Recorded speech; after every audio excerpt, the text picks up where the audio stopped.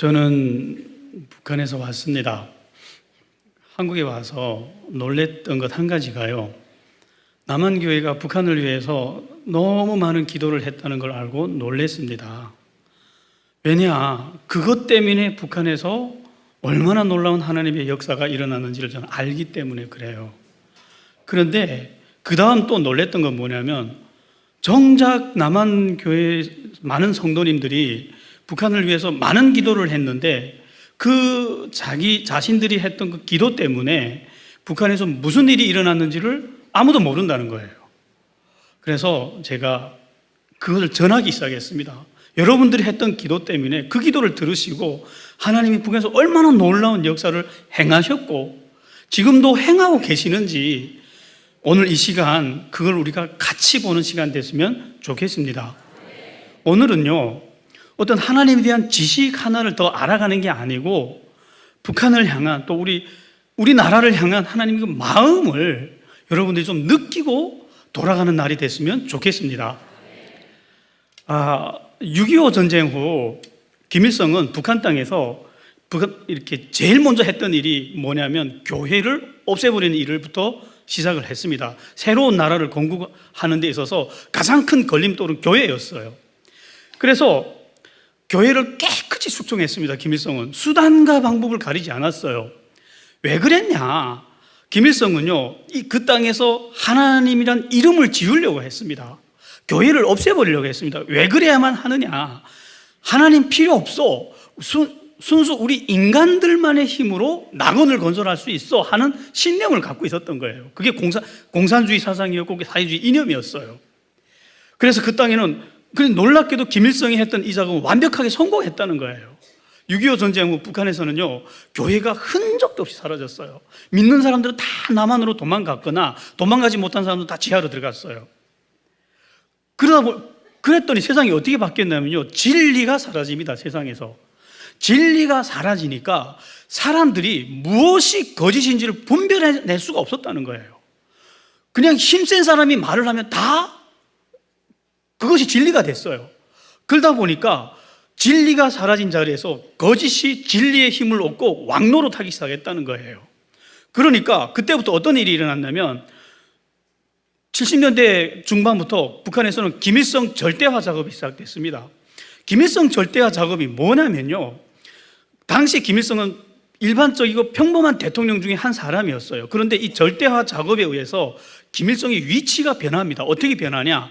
초법적인 존재로 군림하기 시작했어요. 이 세상에 나라도 많고 대통령이 많지만 그 어떤 대통령도 법 위에 군림한 대통령은 없어요. 있을 수가 없습니다. 그런데 70년대 김일성이 북한 정권이 한 김일성 절대화 작업에 의해서 김일성은 초법적인 존재가 됩니다. 이때부터는 김일성이 실수해도 정책을 잘못 시행해도 비판할 수 있는 사람이 사실상 없어졌어요. 법 위에 있기 때문에. 그러다가 80년대에 들어서면서 김일성은 이 작업을 그때부터 김정일이 이 작업을 한 단계 또 업그레이드 해가지고 어떻게 발전시키냐면요, 우상화 작업을 시작했습니다. 김일성 우상화 작업이 80년대에 시작되면서 남한 사회에도 많이 알려졌어요. 남한 사람들은 이 김일성 우상화 작업을 바라보면서 이렇게만 생각했을 거예요.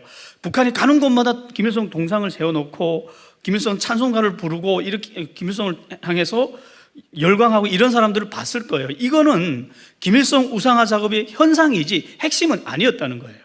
김일성 우상화 작업의 핵심은 뭐였냐면요, 이미 초법적인 존재가 된 김일성의 위치를 한 단계 또 높이자는 것이 우상화 작업의 핵심이었어요. 어디로 올라가느냐? 법 위에 초법적인 존재가 된 사람이 어디로 올라가냐 해서 봤더니 어디로 올라가냐면 국가 위로 올라갑니다. 아직 지금 한 개인이 국가 위로 올라간 현상을 경험해 보지 못해서 이 무슨 말인지 할 거예요. 우상화 작업이 80년대 말에 들어가서 우상화 작업이 성공하니까 김일성이 어떻게 됐냐면요, 국가 위로 올라가니까 나라가 어떻게 바뀌냐면요, 보통 우리가 상식적으로 알고 있는 대통령은 나라와 인민을 위해서 헌신하고 봉사하는 사람이 대통령이에요. 아무리 대단해도 대통령은 거기서 벗어날 수가 없어요. 그런데 이걸 뒤집었어요. 어떻게 뒤집었냐면요, 이제 김일성이 북한이란 나라와 인민을 위해서 일 안 하겠다는 거예요. 북한이란 나라와 북한 인민이 김일성의 영광을 위해서, 이득을 위해서 일을 하라는 거예요. 완전 본질이 뒤집혔어요. 이것이 김일성 우상화 작업의 핵심 내용이었습니다. 그런데 북한 사람들은요, 지금 여기서 이런 말을 하면 너무너무 이상한 현상입니다. 그런데 당시 북한 사람들은요, 이것을 바라보면서 아무도 이상하게 생각하지 않았다는 거예요. 오히려 열광하고 찬양했습니다. 저도 그랬어요. 왜? 이것이 잘못됐다는 걸 판단할 능력조차 없어진 거예요. 왜일까요? 진리가 사라졌으니까. 진리는요, 그 어떤 사회든 문화에서든 빛의 역할을 합니다. 진리가 있는 곳에는요, 거짓이 분명하게 거짓으로 드러납니다. 그런데 진리가 사라지니까 북한 사람들이 이것을 오히려 열광했다는 거예요. 모르는 거예요. 분별을 못하는 거예요. 그러다 보니까 90년대 초 들어서면서 이 작업이 또 한 단계 업그레이드 됐어요. 우상이 된 김일성, 국가 위에 군림한 김일성. 그때부터 김일성을 이렇게 불렀어요. 민족의 아버지라고, 우리나라의 어버이라고.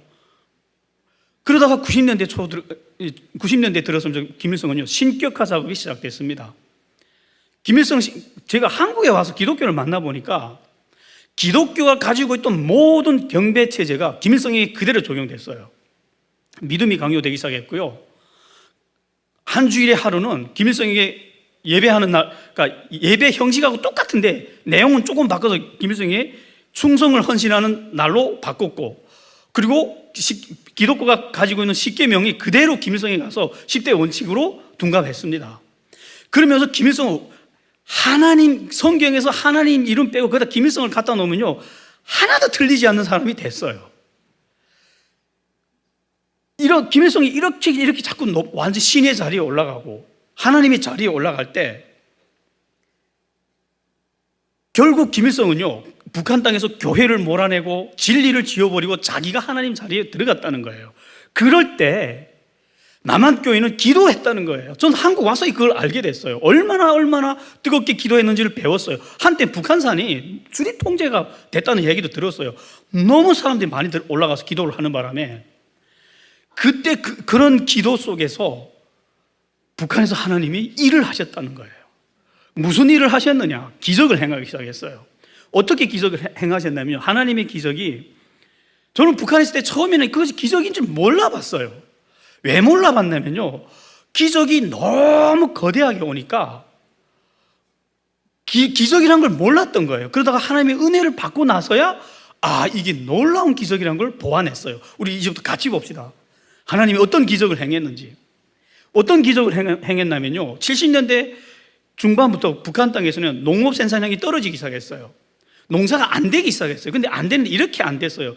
한 해 농사를 지어봤더니 농업 생산량이 3% 정도 떨어졌어요. 그래서 다음에 또 지었더니 5% 정도 또 떨어지는 거예요. 이상한 일 아닙니다, 이거는. 왜? 농사라는 게 원래 그래요. 뭐 안 될 때도 있다가 뭐 또 잘 될 때도 있고. 그래서 이게 농사라는 게 원래 어떤 나라든 농사는 들쭉날쭉한 게 정상입니다. 떨어지기도 하고 올라가기도. 그런데 그래서 북한 사람들도 이상하게 생각 안 했어요. 다음에 좀 더 열심히 하면 올라갈 거야 하고 더 열심히 했는데 또 떨어지는 거예요. 그래서 북한 농업 생산이 떨어지니까 누가 이 문제에 대해 손을 댔냐면 김일성이 됐어요. 김일성이 북한의 농업 생산을 이끌어 올리려고 연구를 하기 시작했어요. 직접 자기가 농사를 지으면서 연구를 해서, 지금도 북한에 가면 김일성이 연구한 농사법이 있어요. 주체 농법이라고. 북한의 모든 농장에서는 그대로만 해야 돼요. 그래서 주체 농법대로 했는데 다음에 또 떨어지는데 4% 이렇게 떨어지는 거예요. 아주 조금씩만 떨어지는 거예요. 그래서 처음에는 아무도 심각하게 생각 안 하고 그냥 좀 열심히 하자 이렇게 하다 보니까 80년대 들어갔어요. 근데 그때는 점점 계속 떨어지고, 그때는 김정일 위원장하고 김일성이 같이 종무를 볼 때였어요. 그래서 김정일 위원장이 북한 엘리트들 모아놓고, 김일성 때 북한 엘리트들 모아놓고 따졌어요. 왜 농사가 안 되냐? 그랬더니 북한 엘리트들이 이렇게 보고를 했습니다. 수령님, 농사라는 게 그냥 씨 뿌리고 물만 줘서 준다고 되는 게 아닙니다. 비료가 있어야 됩니다. 이렇게 보고를 한 거예요. 맞아요. 농사는요, 비료가 들어가는 것만큼 먹을 게 나와요. 근데 그러니까 우리나라는 비료가 턱없이 부족하니까 비료를 좀 주십시오 이렇게 된 거예요. 근데 북한에는 비료는 없고 이러니까 김일성이 이런 명령을 했습니다. 자력갱생해라 이렇게 어떻게 아이디어까지 내줬어요. 우리나라는 산이 많지 않느냐, 산에 가면 부엽토라는 흙이 많지 않으니까 부엽토를 긁어서 비료 대신 써라 이렇게 된 거예요. 그 말 맞아요. 부엽토라는 흙이 사실 정말 좋은 비료 중에 하나입니다. 그래서 부엽토 막 온 나라 사람들이 부엽토 긁어서 땅에 깔아서 농사를 했습니다. 다음에 조금이라도 회복되길 기대했는데 다음에 또 떨어진 거예요. 4% 이렇게. 조금 다음에 좀 더 많이 줬어요. 부엽토를 또 떨어져요. 다음에 또 열심히 해서 또 떨어져요. 그러다가 80년대에 들어서면서 김정일 위원장이 또 회의를 했습니다. 왜 떨어지느냐 농사가. 북한은 국가에서 통일적으로 농사를 하기 때문에 대통령이 나서서 이렇게 하는 거예요. 그러니까 농업 엘리트들이 이렇게 보고를 했습니다. 장군님, 부엽토만 가지고 안 됩니다. 철 따라 무슨 칼슘 비료, 무슨 린 비료, 무슨 비료, 각가지 종류의 비료들이 다 있어야 되는데 부엽토 한 가지만 가지고 하자니까 안 된다는 거예요. 그러니까 비료 주십시오 이렇게 된 거예요. 근데 김정일 위원장이 볼 때는 비료는 여전히 없고 하니까 김정일 위원장은 또 이런 아이디어를 냈어요. 제가 중고등학교를 다닐 때인데 자국계라니까 김정일 위원장이 방침이 이렇게 전국에 내려왔어요. 전 청진에서 살았습니다. 북한 청진은 저기 최북단 쪽에 있는 도시인데 거기까지 그 방침이 내려와서 온 나라 사람들이 그 방침을 따라야만 했었어요. 그게 어떤 방침이냐, 공화국 모든 국민들은 1년에 인분 한 톤씩 생산해서 가까운 농장에 갖다 바쳐라 이런 방침이었어요. 이거 이상한 방침 아닙니다. 왜? 옛날에 비료 없을 때는 실제로 이런 거 가지고 농사를 했어요. 우리 할아버지 할머니들이. 그러니까 비료 없으니까 당시 북한 인구가 2천만 명이었어요. 2천만 명이 한 톤씩 생산하면 2천만 톤이에요. 그러면 농사가 아무리 못해도 몇백만 톤은 나오지 않겠냐. 제대로 된 계산 맞죠. 근데 저는 현장에서 그 방침을 들으면서 이렇게 생각했어요. 내가 1년에 한 톤 먹나? 이런 생각 들더라고요. 한 톤 먹어야 한 톤 만들 거잖아요. 아무리 계산해서 안 돼서 그 마을 공동 화장실 가서 좀 퍼다가 설탕 째다 버물려가지고 이렇게 한 바퀴씩 들고 한 10리씩 걸어가서 갖다 바치면 10kg짜리 티켓을 한 장씩 떼줘서 이렇게 한 톤을 해야 되는 거예요. 그래서 부족한 비료를 이런 방식으로 해결하려고 했어요. 정말 좋은 방법 중에 하나 맞습니다. 그때부터는요, 부엽토 깔고 인분 깔고 농사를 했어요. 누가 봐도 농사는 어떻게 돼야 되죠? 돼야 돼요. 어느 정도는 회복돼야 되는데 다음에 또 떨어졌어요. 5%. 이게 말이 안 되는 게 왜 그러냐면요, 농사는 이렇게 되면 이건 비정상이에요. 떨어질 때도 있지만 올라갈 때도 돌쭉날쭉해야 정상인데 떨어만 졌다는 거예요. 설명이 안 됩니다. 여기까지 봐도 정말 이상했어요. 그러다가 80년대 말쯤 가서 김정일 위원장이 점점 이 농사가 너무너무 이렇게 아래로만 떨어지니까 위기를 감지해서 다시 북한의 엘리트들을 모아놓고 회의를 한 거예요. 농업 엘리트들 모아놓고 회의를 하면서 물어봤어요. 왜 농사가 안 되냐 하고 물어봤더니 엘리트들이 이렇게 보고를 했습니다. 진짜 보고를 하라고, 안 그러면 혼내겠다고 막 이러는 바람에 진짜 보고를 했대요. 어떤 분이 진짜 목숨 걸고 진짜 보고를 했는데 이렇게 보고를 한 거예요. 장군님, 이제 우리나라는 농사가 불가능합니다. 이렇게 된 거예요. 무슨 말이냐 했더니 이 농사나 땅이라는 게 영구적인 물건이 아닙니다. 이렇게 계속 농사를 하면 지력이 떨어지기 때문에 성경에서도 하나님의 말씀이 이렇게 돼 있어요. 7년에 한 번씩 땅도 쉬게 하라. 그런데 북한은 그런 거 모르니까 계속 그 농사를 하는데 비료를 쓰기 시작한 땅은요, 조금씩 산성화가 돼요.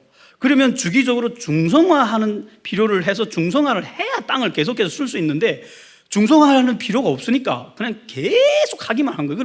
그러다 보니까 강산성을 넘어갔다는 거예요. 임계점을 넘어가서 사람이 손 쓸 수 있는 한계를 넘어갔대요. 그래서 김정일 위원장이 너무 놀라서 막 현지 지도하면서 다 둘러봤어요. 그때 사실이거든요. 다 산성화돼서 허옇게 되고 땅들이 농사를 못한다는 거예요. 이제 그러니까 농사 안 되는 거 우리한테 책임 묻지 말라는 거예요. 엘리트들이. 그래서 김정일 위원장이 특단의 대책을 내놨어요. 자국 깨나니까 또 방침하고 내려오는데 이런 방침이 내려왔어요. 공화국 모든 국민들은 농장으로 나가라는 거예요. 나가서 어떻게 하느냐, 땅이 다 썩었어? 그럼 땅을 통째로 바꾸자 이렇게 된 거예요. 땅을 어떻게 바꾸냐, 땅을 1m 정도 파고 내려가면요, 농사를 안 지은 지층이 나와요. 그 지층을 파서 위로 올리고 위에 산성화된 땅을 밑으로 뒤집어서 깔겠다는, 그래서 전국을 뒤집겠다는 거예요. 했어요. 누가 했냐면 중고등 학생들, 대학생들, 노동자들, 군인들 다 학교 문 닫고 공장 문 닫고 다 들판으로 끌려 나갔어요. 저도 한 9평 정도, 8평인지 9평 정도 되는 땅을 할당 받았어요. 사부로 하라는 거예요. 했죠. 1m, 근데 1년에 못 끝냈습니다. 너무 거대한 작업이라서 한 1m 파서 밑에 있는 흙 위로 올리고 위에 있는 흙 또 밑으로 깔고, 그래서 청지는 그래도 인구 밀도가 좀 있는 지역이라서 3년 만에 끝냈습니다. 다른 인구가 없는 곳에 한 5년까지도 갔다 하더라고요. 그래서 5년 안에 땅을 완전히 뒤집었어요.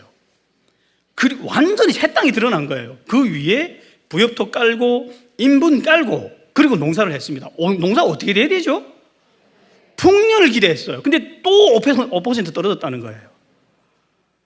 설명이 되나요, 이거? 여기서 정말로 이상한 사태가 계속해서 일어났다는 거예요. 제가 농사를 많이 해봤어요. 왜냐하면 도시에 살았는데 왜 농사를 많이 하냐? 북한은 무상교육 제도이기 때문에 학생들한테 등록금을 안 받아요. 대신 이 봄하고 가을에 가서 엄청나게 일을 시켜요. 그러다 보니까 봄에 가서 또 심어주고 가을에 가서 또 다 수확 탈곡까지 해주고 오는 바람에 북한 학생들은요, 도시에 살던 시골에 살던 농사를 어려서부터 너무너무 많이 할 수밖에 없어요. 그래서 저도 농사를 많이 했는데 농촌에 나가서 농사를 하다 보면요, 노인들한테서 이런 말을 들었습니다. 땅이 이상하다는 거예요. 옛날에 땅보다 정직한 물건은 없다 했어요. 땅이라는 건 땀을 흘린 만큼 소출을 주는 게 땅이라 했어요. 그런데 이놈 땅은 노력하면 노력할수록 안 준다는 거예요. 이게 이상하다고. 그래서 저도 그 노인들의 말을 들으면서 이상하네 그러고 말았어요. 그럼 왜 이렇게 이상한지 몰랐습니다. 그러다가 제가 한국에 와서 이런 자료를 만나게 됐어요. 우리 이제부터 자료를 보면서 봅시다. PPT 부탁할게요. 하나 좀 넘겨주세요. 이게 1990년부터 1980년 사이에 우리 한반도에 비를 뿌리고 지나간 태풍의 궤적을 그린 태풍 지도예요. 그래서 태풍이 양이 굉장히 많아 보이지만 사실 1년에 한두 개밖에 안 돼요. 이게 10년 동안 한 대 모았기 때문에 이 지도를 제가 어디서 가져왔느냐? 국가 태풍관리국 홈페이지에 가서 가져왔어요. 여러분들도 들어가면 다 보입니다. 그런데 이 태풍의 궤적을 우리 이제 봅시다. 남태평양 상에서 발생해서 남중국해로 이렇게 접근하다가 우리 한반도 땅을 지나가는데 찬찬히 보면, 저 지도를 보면 저기 북한 땅이 보이시나요? 혹시 연안선으로 했는데 북한 땅으로 태풍이 가나요, 안 가나요? 북한 땅으로 태풍이 안 간다는 거예요. 제가 이 자료를 보니까 하고 이렇게 이해되는 것이 있더라고요. 왜냐하면 저는요, 농촌에 가서 일을 할 때 늘 이렇게 일했어요. 북한에서는 여기 옥수수 한 포기를 심어도 애기처럼 키웁니다. 풍년을 만들어내려고. 그러다 보니까 한 사람이 옥수수 하우스 안에서 모를 키우고 그걸 이제 햇빛이 땅이 좀 녹으면 나가서 웅덩이 파서 물 주고 한 포기 정성 들여서 가꾸는데 그게 주체 농법이거든요. 그런데 늘 물이 없었어요, 농사를 지을 때. 그래서 늘 물이 없어서 바퀴처럼 한 10리씩 걸어가서 물 퍼다가 와서 포기 바퀴처럼 물을 주면서 농사를 했거든요. 늘 이해가 안 됐어요. 왜 이렇게 물이 없는지. 근데 이 자료를 딱 보니까 이래서 물이 없었구나. 자, 설명을 드릴게요. 이 태풍 자료는 한국에서만 보는 게 아니라 북한에서도 똑같이 봐요. 왜? 기상청 정보는 남북한이 아무리 전쟁을 해도 서로 사이좋게 주고받아요. 이게 국제법이 그렇게 돼 있어요, 이게. 그러다 보니까 태풍이 이렇게 접근을 하면 남한 기상청에서 이 자료를 북한 기상청에 올려보내요. 그럼 북한 기상청에서 이 자료를 딱 받으면 북한은 개인 땅이 없고 국가에서 통일적으로 관리하기 때문에 관리하는 원칙들이 있어요. 그 원칙 중에 하나가 뭐냐면 태풍이 접근을 하면 북한에 있는 모든 대형 댐들에서 물을 빼버립니다. 그래야 이게 홍수가 안 나기 때문에 그러죠. 그래서 남한 기상청에서 태풍이 올라갑니다 하면 북한은 자동적으로 댐들에서 물이 쫙 빠져요. 그러면 태풍이 일본으로 가버린다는 거예요. 그러면 남한에는 물이 넘치는데 북한에는 물이 없는 거예요. 그러니까 이래서 물이 없었구나. 여러분들 상식적으로 생각을 해보세요. 농사라는 게 땅에서 아무리 뒤집고 뭘 부엽도 깔고 인분 깔아도 물 없으면 끝나는 건 상식이잖아요. 그러니까 농사가 안 될 수밖에 없었던 거예요. 이런 패턴이 몇 년 지속됐다고요? 10년. 자료 주십시오. 이거는 80년부터 90년대 사이 태풍 지도예요. 똑같아요. 태풍의 궤적을 보면 양은 좀 많아졌는데 북한으로 가나요, 안 가나요? 여전히 안 가요. 그러면 이 패턴이 지금 몇 년째라고요? 20년째. 그러니까 북한에는요, 물이 없는 거예요, 물이. 또 하나 넘겨주세요. 이건 90년부터 2000년 사이 태풍 지도입니다. 자, 이번에 다시 똑바로 볼게요. 태풍이 북한으로 갔나요, 안 갔나요? 좀 애매하지 않나요? 안 갔다고 말하기에는 녹색선 하나가 올라갔죠. 저게 뭐냐면 왼쪽에 설명이 있어요. 1999년 8월에 있었던 파울이라는 태풍이에요. 저거는 올라간 거예요. 그래서 제가 이게 이해가 안 돼서 저때 북한에서 무슨 일이 일어나고 봤더니 저때 무슨 일이 일어나면 김대중 대통령이 2000년대 김정일 위원장 서로 만났잖아요. 그러면 99년도가 그 전에 서로 만나려고 막 이 사전 작업을 할 때예요. 그때 남한 국민들은 어떻게 알고 있냐면요, 쌀이 엄청나게 많이 간 걸로 알고 있더라고요. TV에서 그렇게 나오니까 공무원들 보고 물어보세요. 똑같이 대답합니다. 그래, 쌀 많이 올라갔어. 그런데 쌀 못지않게 많이 올라간 물건이 하나 또 있다는 거예요. 비료가 어마무시하게 올라갔어요. 그래서 99년도 그 해에는 그때 왜 그렇게 쌀비료 많이 올렸나? 그때 북한의 고난의 행군이 최정점을 찍을 때였거든요. 막 역전해서 하룻밤에 아이들이 시체가 무지무지로 나올 때였습니다. 그거 남한 정권이 알고 있었기 때문에 쌀 올려보내고 비료 올려보내고 이렇게 했단 말이죠. 그래서 99년도 그 해는 비료를 원 없이 깔았대요. 그래서 북한 농민들도 올해는 좀 농사를 해서 밥 좀 먹으려고 해서 간절히 원했는데 또 태풍이 올라오는 거예요. 근데 아무리 비료 깔아도 물 없으면 끝나잖아요. 그래서 그 해는 보고를 했대요. 김정일 때 올해 태풍이 올라오는데 물 뺄까요 말까요? 근데 김정일이 아마 이렇게 판단을 한 것 같아요. 근 30년 동안 안 올라왔잖아요. 어쩌다가 그 좋은 남조선 비료를 원 없이 깔았는데 올해는 농사를 해야 될 거잖아요. 그래서 댐에 있는 물을 빼지 마라 했다는 거예요. 그랬더니 태풍이 올라가 버렸어요. 무슨 일이 일어났을까요? 그 홍수가 일어나는데 댐들이 막 터져 나가고요. 홍수가 일어나는 거 아직 보여주지 마세요. 이거 홍수가 일어나는데 그때 농민들이 홍수를 바라보면서 야, 그 남조선에서 올려보낸 그 비료가 다 씻겨 가는구나 하고 안타까워 했는데 홍수 끝난 다음 보니까 그게 아니고 뒤집었던 땅이 깨끗이 쓸려 내려갔다는 거예요. 그래서 그에 북한 농민들이 그렇게 울었대요. 그러다가 그때 너무 혼이 나가지고 북한 정부에서 태풍이 올라오면 무조건 댐에 있는 물을 뺐대요. 너무 혼나가지고. 그랬더니 자료 주세요. 이거는 2000년부터 2010년 사이 태풍 지도예요. 태풍이 안 올라갔어요. 그러면 2010년부터 20년 사이는 아직 10년 단위를 안 묶였기 때문에 이 자료가 안 나왔어요. 여전히 제가 계속 모니터링 하거든요. 안 올라갔는데 올해 올라갔죠. 올해 태풍이 북한 올라갔다고 혹시 기억하는 사람 여기 있을 거예요. 어떤 분들이 저한테 막 전화가 와요. 목사님, 올해는 태풍 올라갔다고. 근데 올해는 바람 태풍이었어요. 기억하시죠? 바람만 엄청 불었던데 비가 안 왔어요. 서울에서 그때 막 유리창 깨진다고 막 테이프 붙이라 해서 비가 안 오는 거예요. 바람은. 근데 북한 갔대요. 북한에서 막 물건 막 거리가 막 그 뉴스에 나왔는데 비가 안 와버린 거예요. 야, 제가 이런 걸 보면서요. 누가 한 일이에요, 이거? 그러다 보니까 북한이 농사가 어떻게 되냐면요. 자료 또 주세요. 하나 또 넘겨주세요. 이게 북한의 밭 아니고 논입니다. 젊은이들은 무슨 말인지 모르죠, 이게. 이게 밭 아니고 논이라고요. 알아들어요? 무슨 말인지? 또 하나 넘겨주세요. 논농사를 이렇게 되는 거예요. 이 사진을 제가 찍은 게 아니고 연합뉴스 기자가 가서 찍어온 사진이에요. 그래서 남조선 사람이 사진 찍으러 왔다 해서 하얀 옷 입고 장화도 신고 뭐 옷차림 깨끗하게 했어요. 제가 보고 웃었어요. 저렇게 일하면 욕먹어요. 무슨 연애하러 왔냐고 이러고. 그래서 어떻게 하나 깨끗하게 보이려고 이렇게. 또 하나 넘겨주세요. 이렇게 되는 거예요, 농사가. 그런데 신기한 게 패턴이요, 하염없이 떨어만 졌다는 거예요. 툭 떨어지는 것도 아니고 꾸준히 떨어지는데 김일성이 높아지는 만큼 농업생산이 떨어졌다는 거예요. 김일성이 언제 확실히 신의 자리로 올라가냐면요, 나는 영원한 생명을 줄 수 있어. 여기까지 갔거든요. 그러면 본인은 죽으면 안 되잖아요.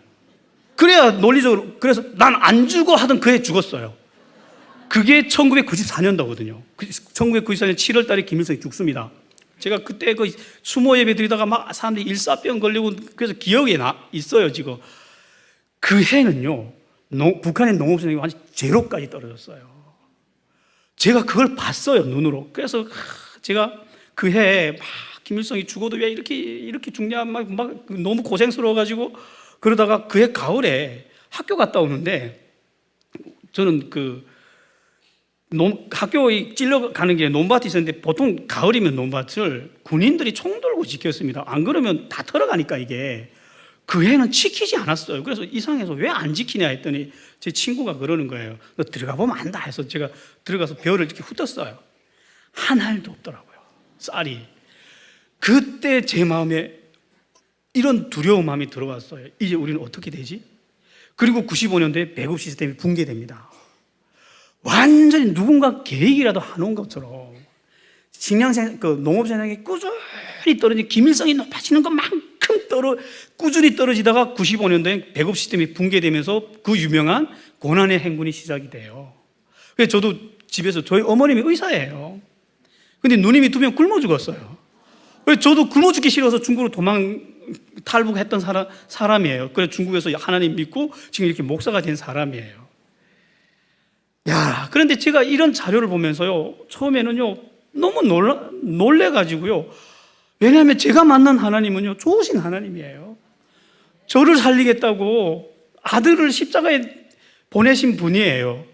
그런데 북한에서 하나님이 하신 일은 너무 우리 상상하고 다른 일을 하신 거예요. 이것 때문에 북한에서 얼마나 많은 사람들이 굶어 죽은지 저는 안단 말이에요.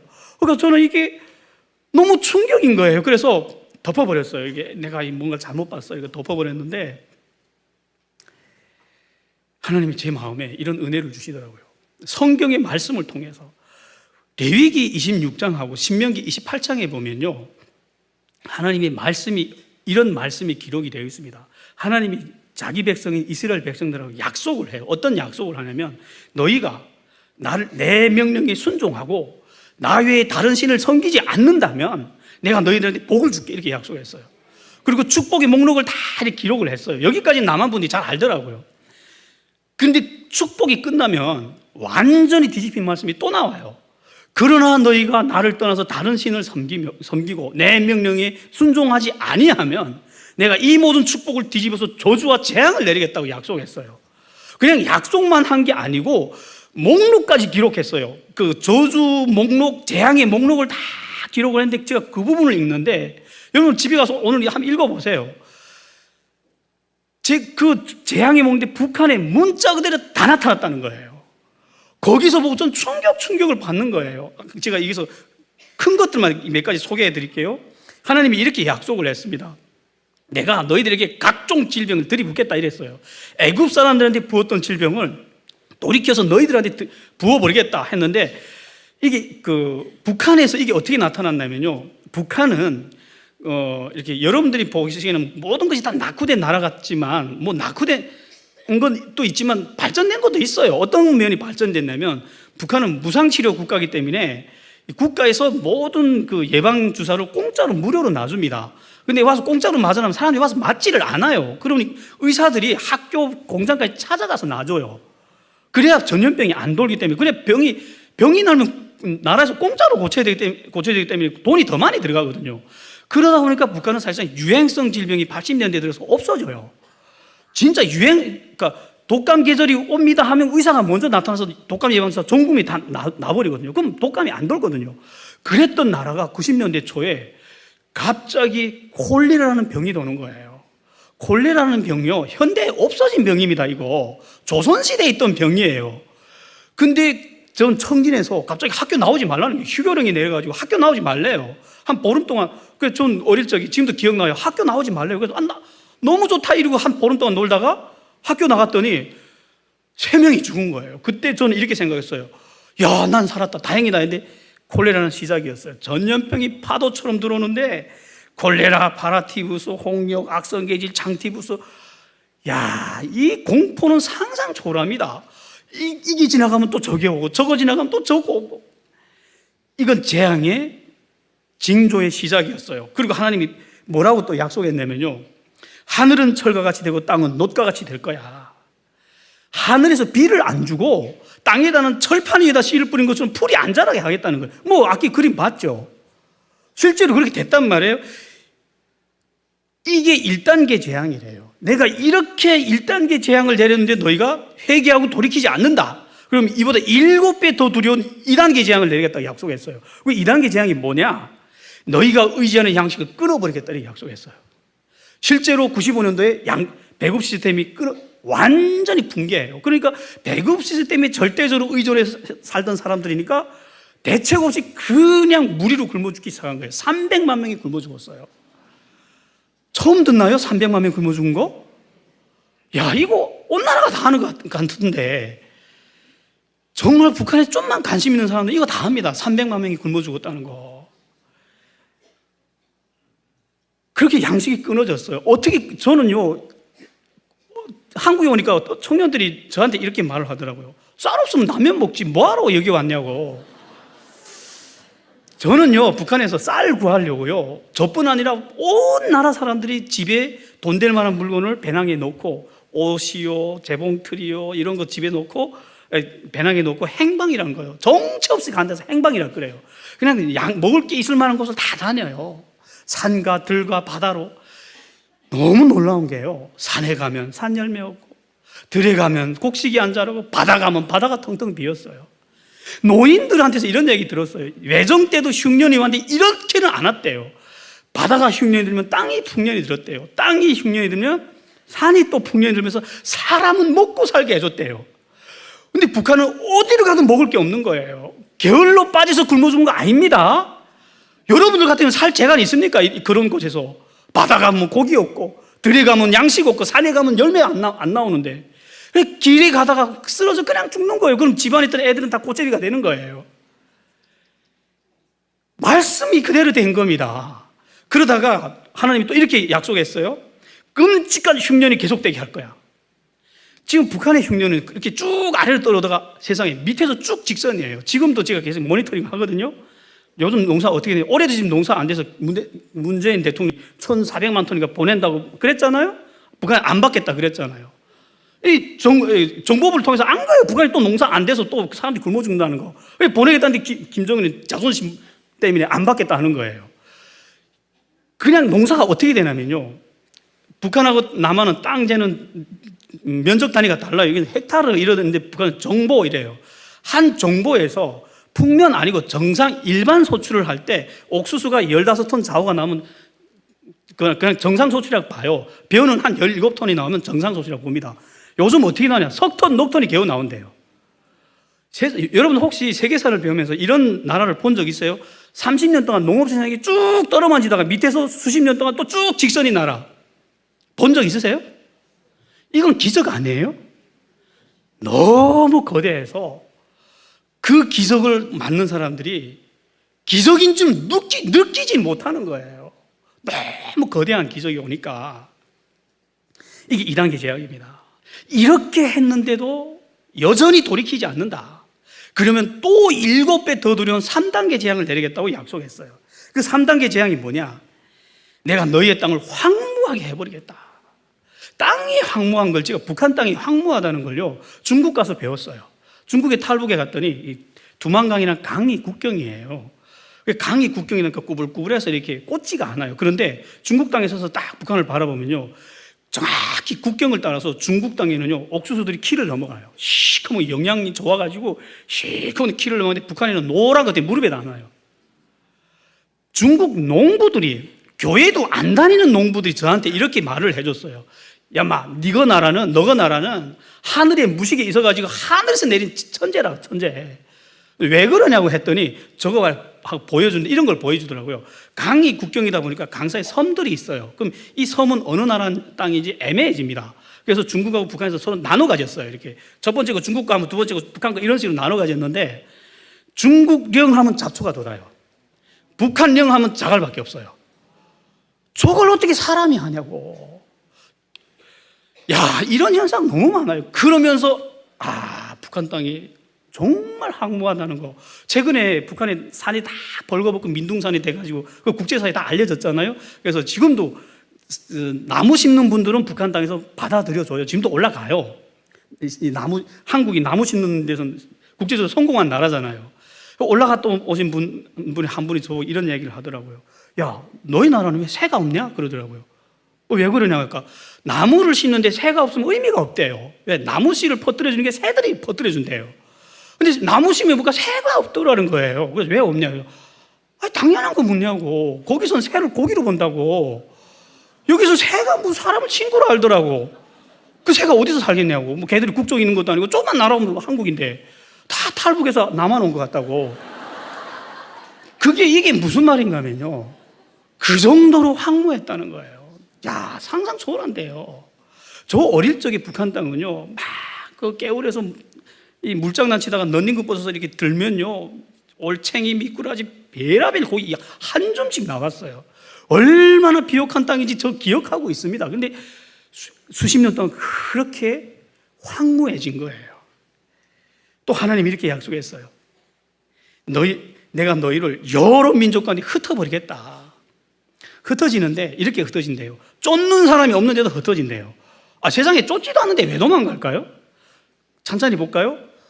김정일은 북한 사람을 쫓아보낸 적이 없어요. 너무 잡아가서 난리지. 근데 북한 사람들은 고향을 떠나서 도망을 가야만 했었어요. 중국 가요? 중국에서 중국 공안에 막 쫓겨다니다가 한국 와요. 한국 오면 살까요?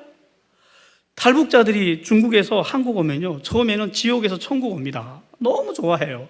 3년만 딱 지나면요, 천국과 지옥 사이에 서가지고 갈 데가 없어져요, 이 사람들이. 그래서 또 가요. 어디를 가냐면 미국, 영국, 호주, 캐나다, 좀만 살기 좋은 나라 다 가요. 그래서 저와 같이 한국 왔던 분들이 다 전화 걸어보면요, 없어요. 한국에 다 영국 가 있고 호주 가 있고. 그래서 제가 물어봐요. 거긴 살만하냐? 너 웬만하면 오지 마라. 이게 또 영어 안 되면 안 된다 이러고. 그리고 또 거기 가면 사냐? 몇 년 있으면 또 와요, 한국으로. 계속 뭔가에 쫓겨다니는 거예요. 야, 이런 것들을 바라보면서 제가 맞구나. 하나님이 하시는구나. 이 외에도 수많은 증거들이 있습니다. 그러면서 이걸 보면서 제가 인정 안 할래야 안 할 수밖에 없었어요. 하나님이 하셨구나. 그래서 그때부터는 제가 하나님께 이렇게 기도했습니다. 하나님, 왜죠? 왜 남조선 사람들은 좋으신 하나님을 노래하는데 북한의 하나님은 왜 이렇게 두렵습니까? 이렇게 하나님한테 울면서 기도하니까 하나님이 이런 은혜를 주셨어요, 저한테.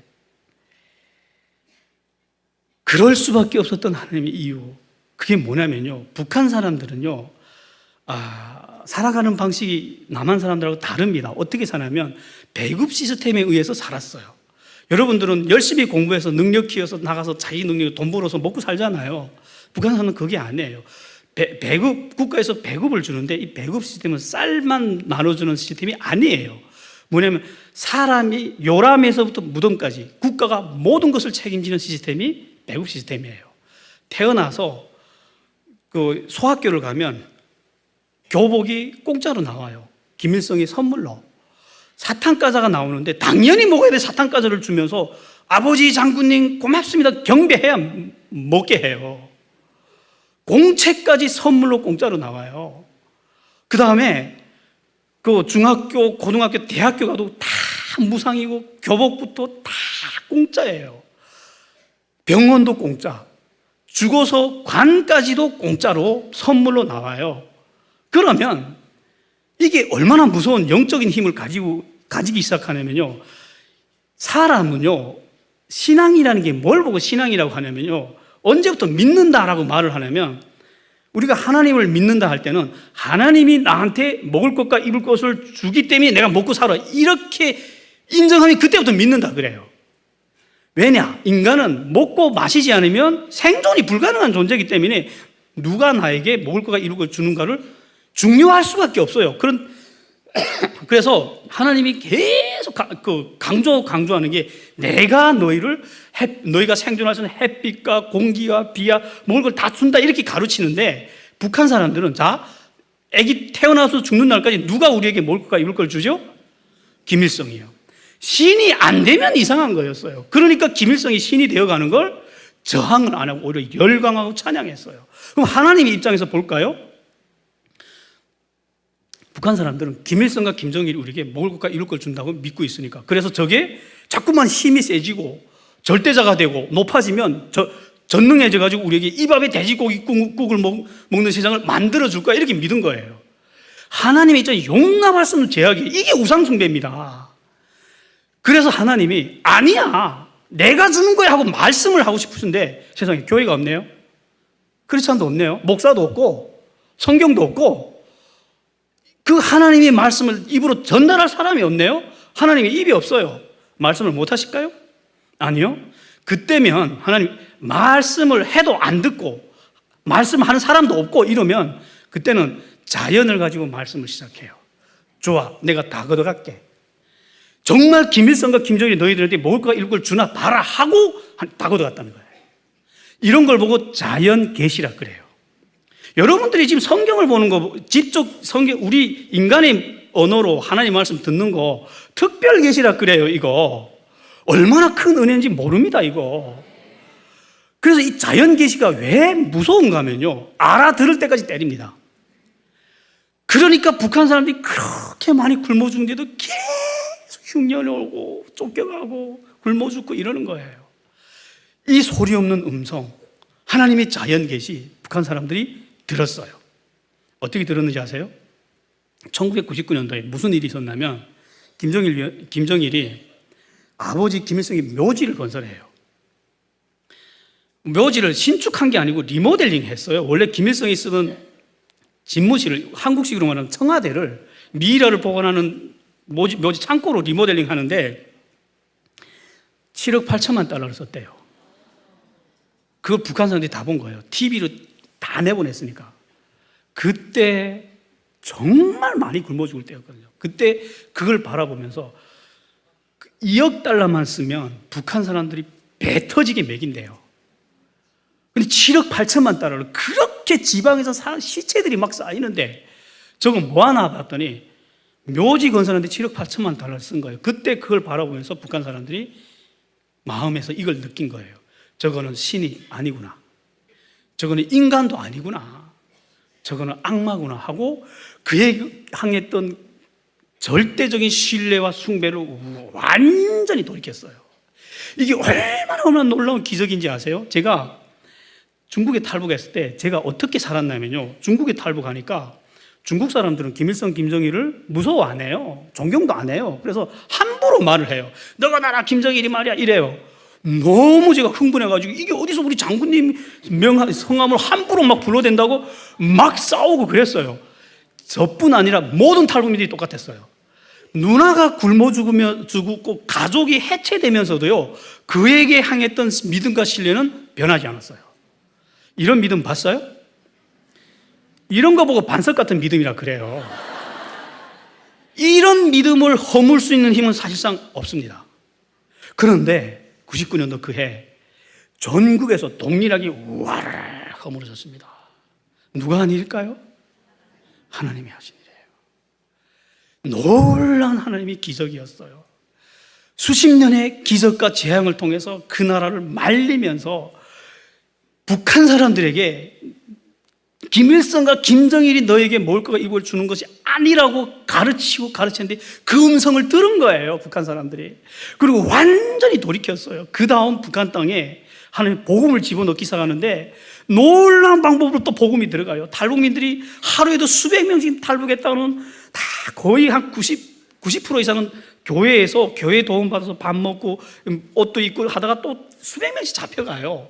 그런 사람들이 북한 정복으로 흩어지면서 예수님이 살아계신다. 예수님이 이름 불러라. 그러면 네가 안 굶어. 죽을 지경에 빠져 너를 살려줘. 근데 그 말 믿고 정말 기도했던 사람 다 살아나는 거예요. 그러면서 지금 북한에 지금 복음화가 진행되는데 정말 무섭게 복음이 지금 확산돼 가고 있어요. 저는 그 모든 자료들을 지금 듣고 있단 말이에요.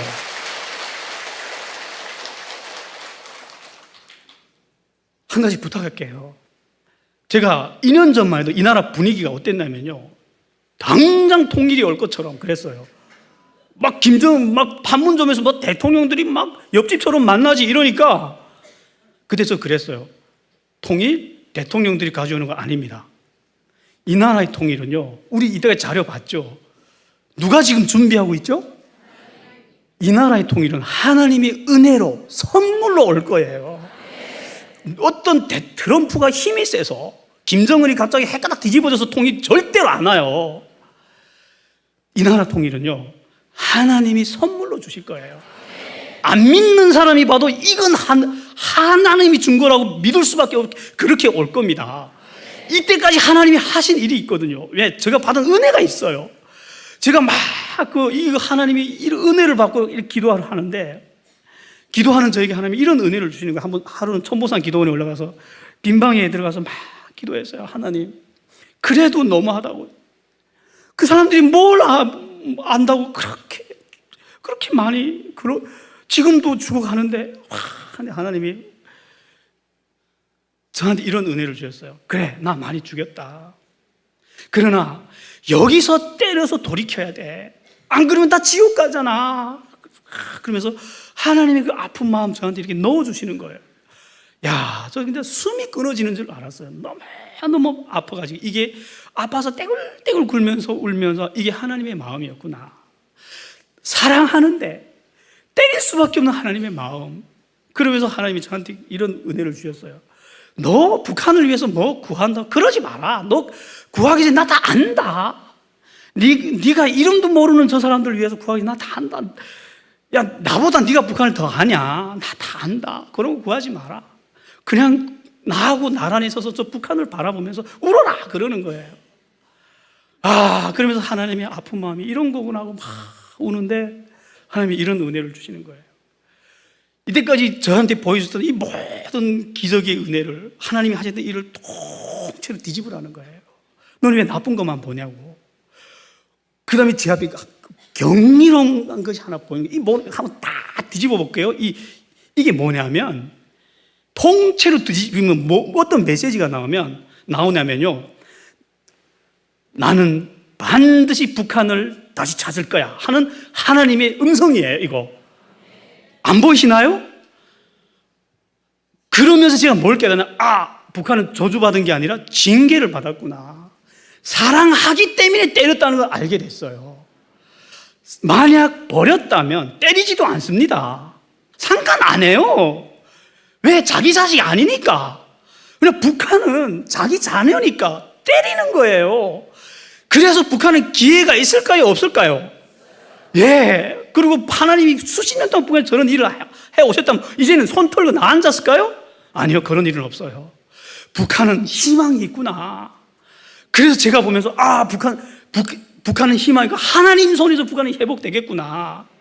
그래서 북한이 언젠가는 열리고, 북한 열리면요, 물론 경제력이 따라오는데 시간이 걸릴 거예요. 그러나 신앙을 회복하는 데는 급속도로 빨리 따라올 것 같은 확신이 서는 거예요. 저는 그때부터 저는 정말 신념을 가지고 믿음을 가지고 북한 선교를 합니다. 지금 노원에 지금 1000명 이상의 탈북민들이 살고 있어요. 그들에게 복음을 전하는데 은혜가 다릅니다. 성경을 가르치면 남한 분들은 은혜를 받는데 북한 사람들 신학교를 가버려요. 성도가 한 30명밖에 안 되는데 7명이 신학교 가버렸어요. 다르지요. 이제 나 하나님을 위해서 일을 하겠다고. 지금 하나님이 이 땅에서 북한의 언젠가 열리면 그곳에서 교회를 세울 준비를 해나가시는 거예요. 하나님이. 자, 여러분들이 기도했기 때문에 일어났던 일이에요. 이제 우리가 어떻게 해야 됩니까? 기도해야 되겠죠. 이제 지쳤어요. 남한교회는. 아무리 기도해도 아무 일도 안 일어나는 것 같으니까. 아니요, 우리가 상상했던 일이 안 일어났을 뿐이에요. 그러나 하나님은 거기서 자신의 뜻을 철저하게 계획적으로 지금 진행해 나가고 계신다는 거예요. 실망할 필요 없습니다. 우리에게 소망이 있어요. 기도합시다. 우리가 기도하면서 손을 내밀어서 하나님 그 일에 손을 내밀고 우리 몸을 들이대면요, 그 북한 선교를 위해서 울고 기뻐하신 하나님하고 같이 동행할 수 있어요. 그런 하나님이, 그런 여러분들이 됐으면 좋겠습니다.